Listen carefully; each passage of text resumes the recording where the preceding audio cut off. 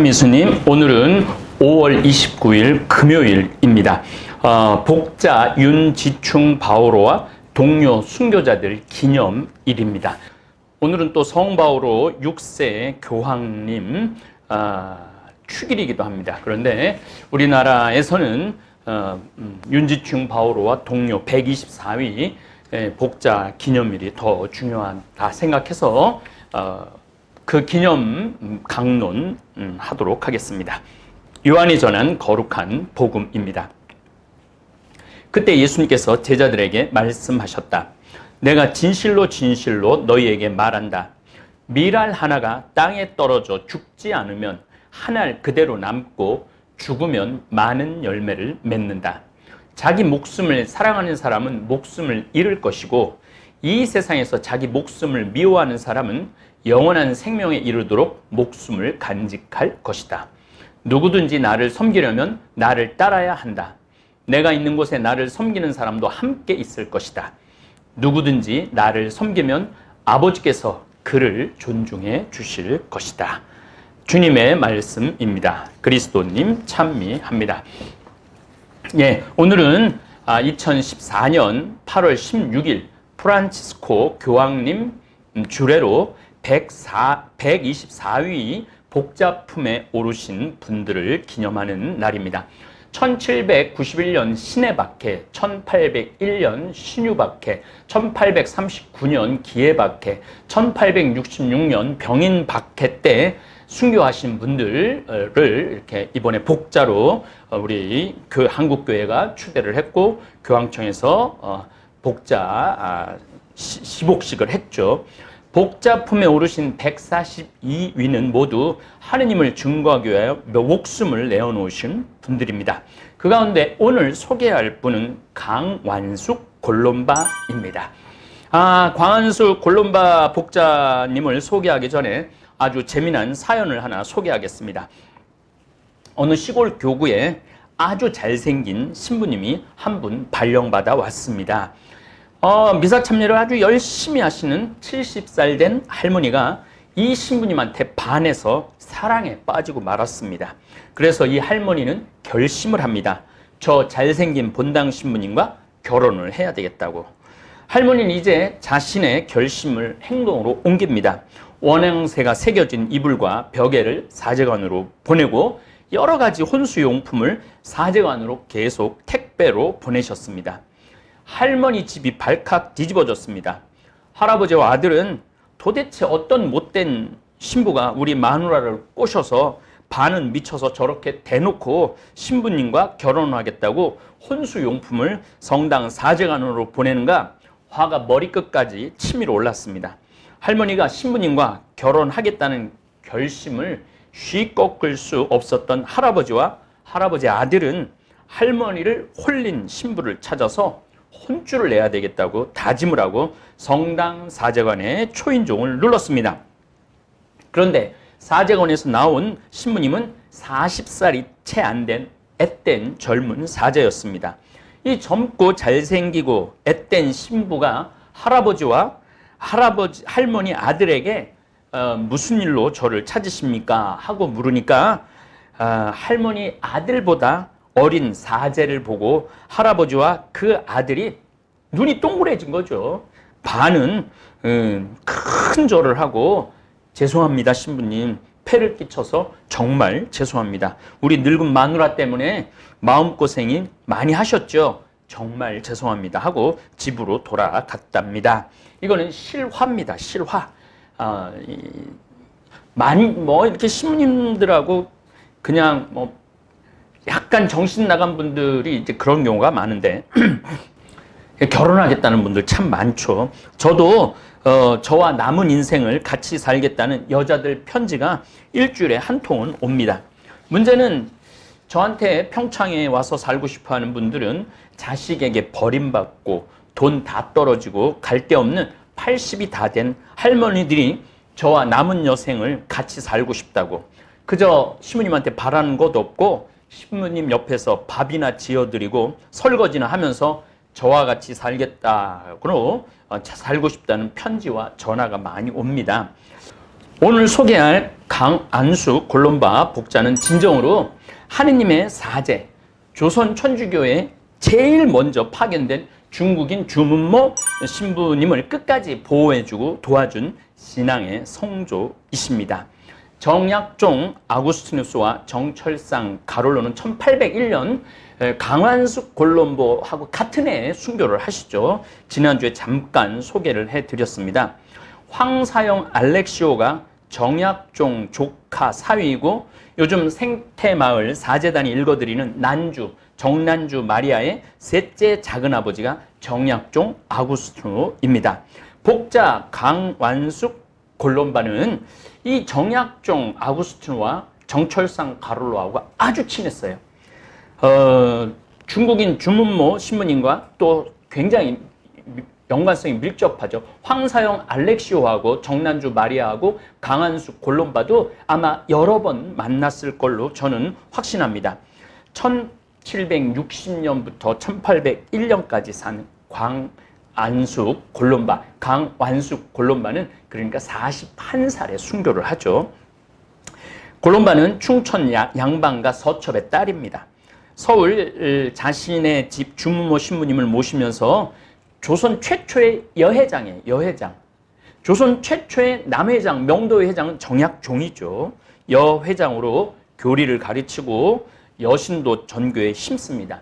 1795년 주문모 신부님이 한국에 들어올 때는 신자가 4,000명이었어요. 조선에. 그런데 1801년에는 신자가 10,000명에 이릅니다. 이 10,000명에 이르는데 대부분이 남자 신자가 늘어나는 게 아니라 여자 신자가 많이 늘어나요. 강완숙 골롬바가 아니면 불가능한 전교 업적입니다. 황사영 알렉시오는 그의 백서 13,384자예요. 13,311자가 아니라 13,384자.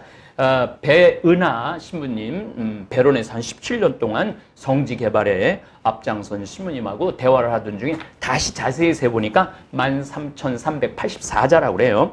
이 황사영 백서에 강안숙 골롬바에 대한 얘기가 나와요. 남자 신도, 여자 신도를 통틀어서 강완숙 골롬바만한 신자가 없다. 이렇게 표현을 합니다. 대단한 분이 강완숙 골롬바이죠. 서첩의 딸이었기 때문에 정식적으로 공부를 못합니다. 오빠들이 공부하는 옆에 그냥 왔다 갔다 심부름하면서 어깨 넘어 주워 들은 게 전부입니다. 그런데 이 강완숙의 글은 오빠들보다 실력이 더 나았습니다. 어쨌든 서첩의 딸이니까 참 제대로 된 교육 못 받고 한이 맺히죠. 그러면서 불교에 귀의를 합니다. 불경을 공부하는 강안숙에 대한 기록에서 강안숙의 학문 수준을 우리가 알 수 있어요.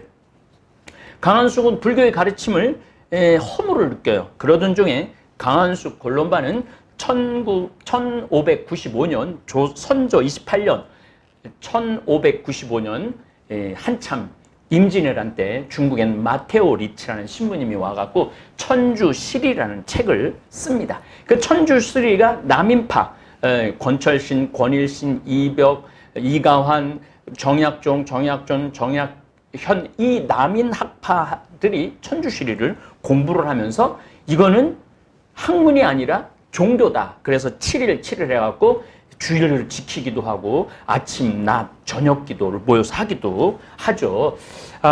그런데 이 강완숙 골롬바가 천주시리를 읽어보고 천주님에 대한 도를 깨우칩니다. 이 천주시리가 한문으로 되어 있는 책인데 그거를 한 번에 읽고 깨우친다는 것은 이게 보통 실력이 아닌 거죠. 보통 똑똑한 분이 아닙니다. 그래서 천주시리를 읽고 천주교 신자가 됩니다. 이렇게 천주교 신자가 된 강완숙은 자기 처지와 신분 때문에 홍지영이라는 남자의 재취로 들어가죠. 시어머니에다가 전처 아들까지 있었습니다. 여기서 강완숙의 위대함이 나타나요. 시어머니와 전처 아들이요. 어떻게 하느냐면은 강완숙의 그 아름답고 그 신앙을 정말 굳건한 신앙을 보고 세례를 받습니다. 그런데 남편은 세례를 안 받아요. 왜냐하면 천주가 하도 박해를 받으니까 아예 쫓아내버려요. 강한숙을 쫓아내버려. 자기 세례를 안 받고 1791년 신해 박해 때 윤지충이 순교할 무렵 천주교 신자들이 다 옥에 갇혀 있었는데 이 강한숙이 얼마나 용감했느냐 하면은 어떻게 했냐면 옥바라지를 해요. 밥을 막 갖다 주고 그래요. 그래서 그때는 세례도 안 받았으니까 뭐냐? 감옥에 가두죠. 그래갖고 이틀 동안 감옥에 있으니까 남편이 쫓아내요. 그 강한숙은 서울로 올라갑니다. 이때 시어머니와 아들이 강한숙 친아들도 아닌데 아들이 따라갑니다. 그래서 이 서울에 올라가고 강한숙에서 살고 있는데 주문모 신부님이 강한숙 쫓겨갖고 강완숙 집에 1795년에 숨어듭니다. 보니까 신부님이야. 이 뭐 대단한 거죠. 그러니까 강한숙은 신부님을 나무광에 모십니다. 이 강한숙은 시어머니도 모르고 아들도 모르게 몰래 신부님한테 밥을 광으로 나릅니다. 또 숨어서도 사목 활동도 할 수 있도록 강한숙이가 다 이렇게 짜갖고 신부님 스케줄을 다 짜갖고 모시고 나갔다 모시고 들어오고 또 만나야 될 사람 만나게 해주고 그래서 아까 제가 말씀드렸죠. 정약종, 정철상, 황사영, 정난주도 이 강완숙 골롬바와 만날 수밖에 없는 그런 구조라는 것이죠. 어쨌든 이 3개월 동안을 신부님을 광에 모신 점점 겨울이 다가오기 시작을 합니다. 그러면서 이 시어머니가 밀고 할까봐 아들이 밀고 할까봐 왜냐면 목숨이 위태위태하니까 뭐 내놓으라는 양반들도 다 배교하고 밀고 하고 서로 그러고 있는데 아니 시어머니하고 아들이 이 신부님을 모실 것 같은 확신이 안 들어요. 그래서 강한숙 골롬바는 굶기 시작해요. 이틀을 굶으니까 이 시어머니가 눈이 동그래져. 너 어디가 아프냐? 빨리 의원한테 가자. 그러니까 이 강완숙 골롬바는 시어머니한테 이렇게 말합니다. 내 병은 마음의 병입니다. 의원이 낫는 게 아닙니다. 그리고 3일째 굶어요. 그러니까 시어머니가 무슨 마음의 병에 걸렸길래 그렇게 3일을 굶느냐. 이렇게 굶는 걸 보니까 네가 아무래도 죽을 것 같으니 나도 굶겠다. 그리고 시어머니가 이틀을 같이 굶어요. 그러니까 총 5일을 굶는 거죠. 그런 걸 보면서 강완숙 골룸바가 시어머니가 내 뜻에 응할 것 같은 생각이 들은 거예요. 그래서 이렇게 이야기를 합니다. 어머니, 내 마음속 병 말씀드리겠습니다. 중국에서 우리를 사목하기 위해서 신부님 오신 걸 아십니까? 정말 그런 신부님이 와 계시는 거냐? 저도 잘 모르지만 조종해서 그를 잡으려고 하니 언제 잡힐지 모릅니다. 내게 영적 양식과 먹이를 주는 목자가 어디서 주무시는지 잡수시는지 알지 못하는데 내가 어떻게 편하게 밥을 먹고 잠을 잘 수 있겠습니까? 이게 내 병입니다. 시어머니가 이 말을 듣더니 벌떡 일어나 말합니다. 내가 너를 대단한 여자로 봤는데 이제 보니 형편없구나. 그 병이라면 굶을 일이 아니다. 먹자. 먹고 우리 둘이 힘을 내서 신부님을 찾아 우리 집에 모시면 될 것 아니냐. 강완숙 골롬바는 힘이 났습니다. 너무 기뻐 미움조차 넘기지 못하고 나가서 주문모 신부님을 방에 모십니다. 이렇게 주문모 신부님은 1795년부터 1801년 순교할 때까지 강완숙 골롬바 집에서 사목 활동을 하십니다. 아들 홍필주 필립보는 신부님 복사까지 하는 어떻게 보면 최초의 복사가 되는 거죠. 아까도 말씀드렸지만은 여기서 우리는 1798년부터 1799년까지 서울에 올라와 대놓고 선교를 한 헌헌장부 그리고 정조 임금이 손을 잡아준 어무의 주인공. 근데 비단을 여기다가 손목에다가 항상 띠를 이렇게 하고 단 황사영 알렉시오를 떠올릴 수 있고 요즘 제가 책 읽어주는 사제라는 주제로 여러분들이 듣고 있는 난주, 정난주, 마리아도 만날 수 있습니다. 황사영 알렉시오는 적극적으로 주문모 신부님을 도왔다고 하니 저는 분명 황사영 알렉시오와 정난주 마리아는 최초의 조선 여회장인 강완숙 골롬바를 만났으리라 확신을 합니다. 어쨌든 강완숙 골롬바 복자는 대담하게 신부님을 모시고 나가고 사목활동하고 치밀하게 숨겨 또 집안으로 모셔오고 6년 동안 이 포교 활동에 참여합니다. 바오로 사도를 가장 많이 도와준 성녀가 하나 있죠. 리디아입니다. 리디아. 유럽 최초의 그리스도인이라고 그러죠. 그래서 제가 강완숙 골롬바, 리디아, 이런 또 마리아 막달레나 이런 분들이 바로 사제들을 정말 잘 모시고 하느님 나라 선포로에 앞장서신 분들이죠. 강원석 골롬바는 왕족에게 다가가서 영세시키고 가난한 사람들 도와주고 다 영세시킵니다. 불행한 여인들, 미혼의 여인이나 홀로 된 여인들을 자기 집에 모아서 함께 기도하며 살기까지 하죠. 정난주 마리아도 제주도에 내려가고 많은 버림받은 사람들 모아서 함께 살았던. 그러니까 우리 초대교회 성인들은요, 그 2000년 전에 그 예수님의 그 느낌을 거의 그대로, 정말로 그 신앙이라는 게 우리 지금 정신없는 현대인들의 신앙하고는 질적으로 달린 것 같아요. 우리는 뭐 정말 너무 편안하잖아요. 기댈 것도 많고 수많은 정보 홍수 속에서 정말 하느님, 예수님만을 바라보기가 쉽지 않은 것 같아요. 황사영은 백서에서 한국 교회를 위해 노력한 사람 중 남녀를 통틀어서 강완숙을 당할 사람이 없다라고 말을 합니다. 정말 대단한 칭찬을 하는 거죠. 주문모 신부님은 1801년 4월 24일 자수를 합니다.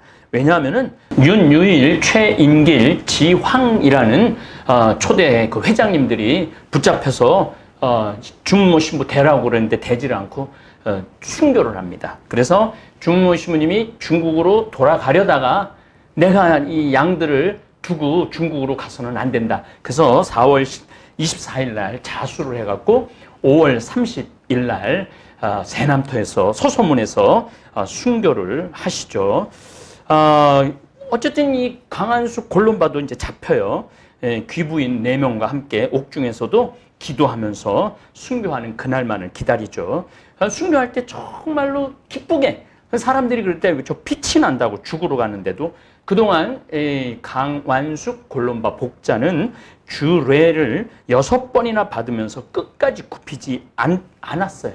그래서 형제들도 저 사람이 아니라 신이라고까지 감탄을 하죠. 주례라는 게 뭐냐 그러면 정강이하고 발목을 꽉 묶어요. 그리고 다리 사이에다가 나무를 껴갖고 양쪽에서 잡아당기는 거죠. 그래서 다리를 부러뜨리는 그런 아주 똑똑한 성어 이익은 이런 형벌은 내려서는 안 된다. 그렇게까지 주장할 정도로 그렇게 합니다. 어쨌든 3개월 정도 옥에서 고통을 받다가 7월 2일 날 서소문 밖에 나가서 4명의 교우들하고 참수를 당하죠.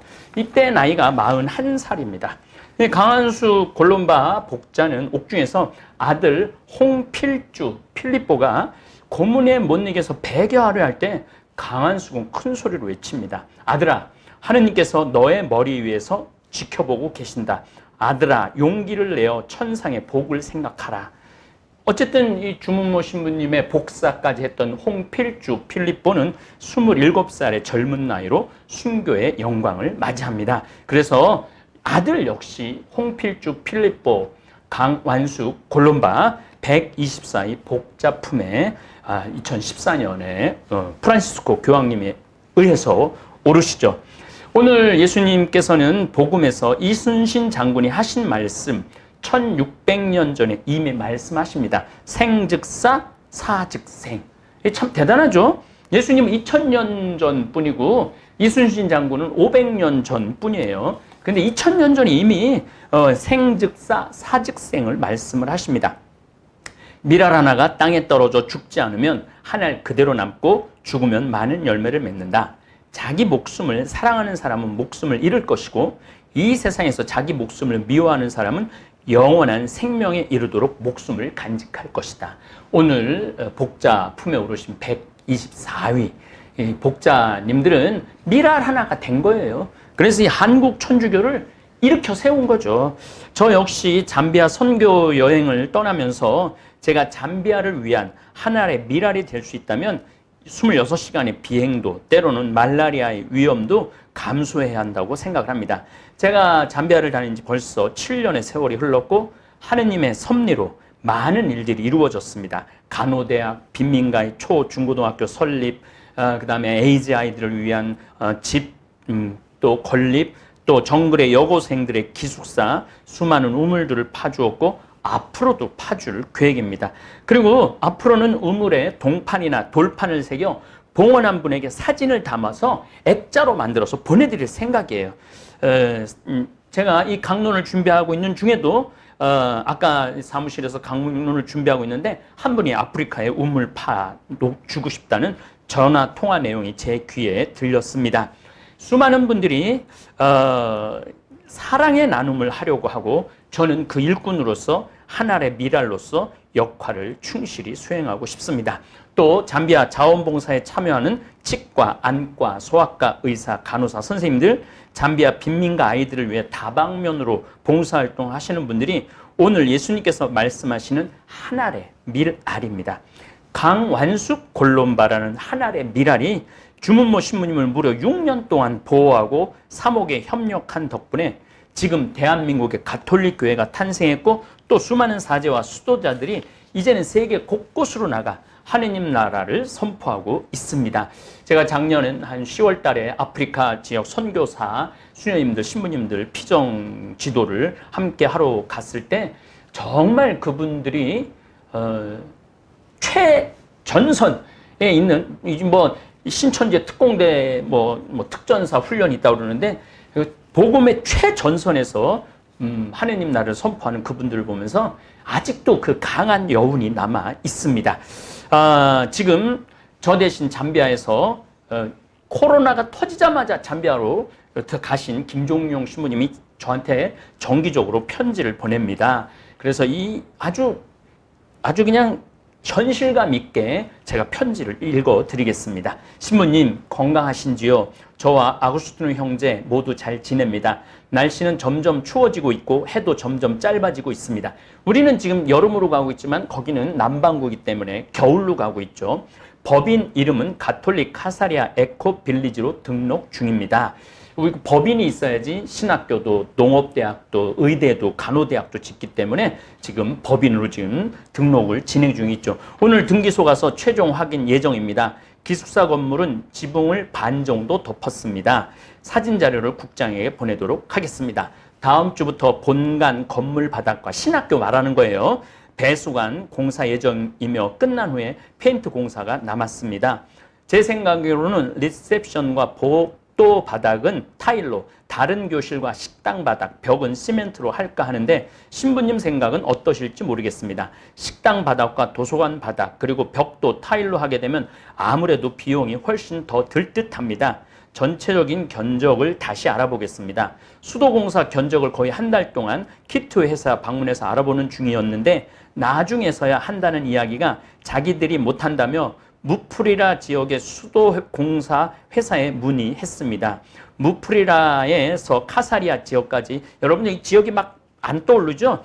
어쨌든 지역까지 수도관을 1시간, 도시가 1시간 거리예요.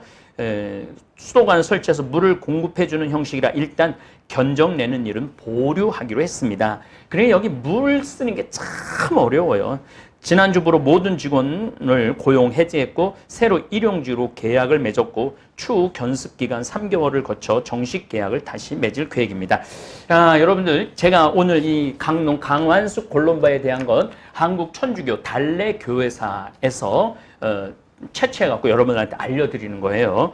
이렇듯이 지금 김종용 신부님이 계속 잠비아 선교에 관련된 내용들을 계속 편지로 보내줘요. 그래서 저희들은 그걸 다 인쇄해서 모아둬요. 이게 잠비아 천주 교회사가 될 것이기 때문에 아주 중요하죠. 이석기 형제는 그동안의 현장 경험을 살려 매일 새벽 6시에 집에서 출발해서 7시에 도착합니다. 미션 센터 집안 하강으로 배관이 끊어진 부분을 발견하고 모든 하도급 업체들이 원활히 일할 수 있도록 현장에서 떠나질 않습니다. 이제 우리 김대건 신부님, 최양호 신부님이 주교님들한테 편지 보내듯이 우리 한국교회에서 그래서 우리가 200년 전의 이야기도 오늘 이야기 같이 들을 수 있잖아요. 저도 기회 될 때마다 함께 하지만 주로 법인 문제와 행정적인 일에만 매달리는 중입니다. 아무튼 다음 주부터는 모든 일들이 점점 체계가 잡히면서 진행될 듯합니다. 아주 이제 마지막에 중요한 편지 내용을 썼어요. 코로나는 점점 늘어나고 있고 이제는 1000명을 넘어섰습니다. 잠비아도 1000명을 넘어섰다고 그러는데 잠비아 짐바브웨 대사님이 편지를 했는데 곱하기 200 하면 된다고 그래요. 그러니까 지금 한 2만 명 정도가 확진이 된 것이죠. 그래서 빨리 키트를 좀 보내고 싶은데 그것도 아직 진행이 좀 어렵습니다. 그러나 정부 지침은 다시 식당을 오픈하고 종교 집회를 허용했습니다. 아예 포기한 걸 수도 있고 어쩌면 경제적인 손실 때문에 어쩔 수 없는 선택인 듯 합니다. 어떻게든 시간이 모든 것을 해결해 주리라 생각합니다. 잠봉 의료진도 올해는 못 올 듯 합니다. 예, 저희들도 이미 다 이제 비행기표 취소를 다 했습니다. 컨테이너는 탄자니아에 도착했다는 연락을 받았습니다. 도로공사는 예산이 모두 20억 가까이 듭니다. 일단 덤프트럭 2대를 구입해서 흙길로 유지할 계획입니다. 모든 것을 주님께 맡기고 감사하는 마음으로 하나씩 진행하겠습니다. 신부님 늘 영육간에 건강하시고 성령의 은총 가득한 한 주간 되시길 기도 중에 기억하겠습니다. 예, 오늘 조금 강론이 좀 길었는데 그럼에도 불구하고 우리 강완숙 골롬바 복자가 얼마나 한국 초대교회에서 중요한 역할을 했고 사제를 도와서 6년 동안 그 신부님을 안전하게 보호해갖고 한국교회 초석을 다지신 강완숙 골롬바, 그 다음에 그 아들 홍필주 필립보, 또 뭐 윤지충, 뭐 이제 정말 우리 한국 천주교회사를 보면은요 정말 기가 막혀요. 그래서 내일 또 아마 황사영과 정난주라는 주제로 토요트 강의 또 나갈 거예요. 우연찮게 이렇게 서로 막 연결이 되는 것 같아요. 그래서 여러분 난주도 열심히 보시고 또 많은 분들이 책을 사서 보신다고 그래요. 제가 바라는 게 바로 그거예요. 너무 우리는 방송에 막 텔레비에 온갖 오락쇼에 우리의 마음이 차분해지는 잠심의 시간이 없는 것 같아요. 그래서 이렇게 좋은 책들 여러분들 읽어보시면 영이 맑아질 거예요. 또 제가 몇 가지 좋은 책들을 이제 또 준비해서 한 달에 한 번 아니면 2달에 한 번 여러분들하고 나누도록 하겠습니다. 예, 감사합니다. 동글동글 콩으로 만든 청국장 동글동글 콩으로 만든 청국장 찌개로도 먹고요 가루는 생수에도 타서 먹어요 우리 모두 건강을 챙겨봐요 생태맘 청국장 동글동글 콩으로 만든 청국장 동글동글 콩으로 만든 청국장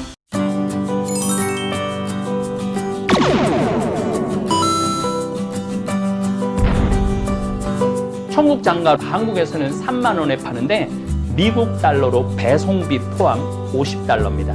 그래서 최소 단위가 5개, 5kg 5개, 이게 250달러죠. 저희들이 20개까지 보내드릴 수 있습니다. 여러분들 휴대폰을 여시면은 카카오톡에서 검색 돋보기표를 누르시면 됩니다. 돋보기표를 눌러갖고 평창우체국을 검색하시면은 평창우체국 해외 배송 대행 서비스가 나올 겁니다. 지금 화면으로 아마 나올 거예요. 그대로 따라 하시면 됩니다. 여기에서 친구 추가하시고 상담 직원에게 메시지만 보내기면 돼요. 메시지만. 그래서 여기 지금 알래스카다. 그런데 여기 요 주소로 청국장 가루 5개 보내주면은 고맙겠다. 그래서 여러분들 해외에 있는 주소와 그 다음에 청국장 가루 개수를 알려주시고 우체국에서 안내해드리는 계좌로 입금하시면은 우리 평창 우체국으로 딱 들어와요.